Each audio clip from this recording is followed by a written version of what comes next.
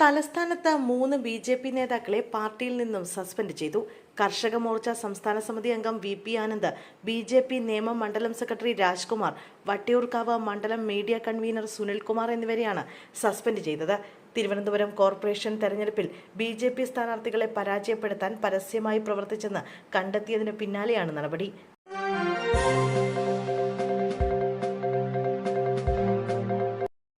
ആധാറിന് കൂടുതൽ ജനകീയമായ പ്രതിരൂപം നൽകുന്നതിനായി unique identification authority of India പുറത്തിറക്കിയ പുതിയ ഔദ്യോഗിക ചിഹ്നം ഒരു മലയാളി തിലകം സ്വന്തമാക്കി.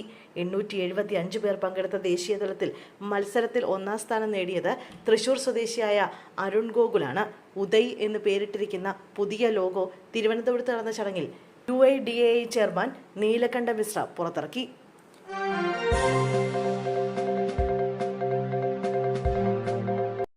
വാഹനമിടിച്ച പഞ്ചായത്ത് അംഗത്തിന് ദാരുണാന്ത്യം.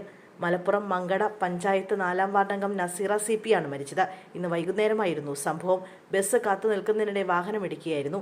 CPI മലപ്പുറം ജില്ലാ അസിസ്റ്റന്റ് സെക്രട്ടറി PT ഷറഫുദ്ദീന്റെ ഭാര്യയാണ്.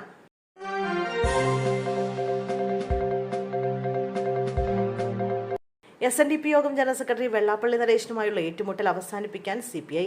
വെള്ളാപ്പള്ളിയുടെ പരാമർശങ്ങളിൽ മറുപടി നൽകേണ്ടതില്ല എന്നാണ് CPI സെക്രട്ടേറിയറ്റിന്റെ തീരുമാനം. വെള്ളാപ്പള്ളി നടേശന്റെ പരാമർശങ്ങളിൽ CPI നേതാക്കളുടെ ഭാഗത്തുനിന്നും പരസ്യ പ്രതികരണങ്ങൾ ഉണ്ടാകില്ല. വെള്ളാപ്പള്ളി അവഗണിച്ച് ഒഴിവാക്കുന്നതാണ് നല്ലതെന്നാണ് നേതൃത്വത്തിന്റെ വിലയിരുത്തൽ.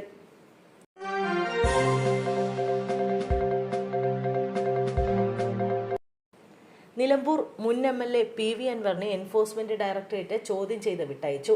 അനധികൃത സ്വത്ത് സമ്പാദന കേസിലാണ് ചോദ്യം ചെയ്തത്.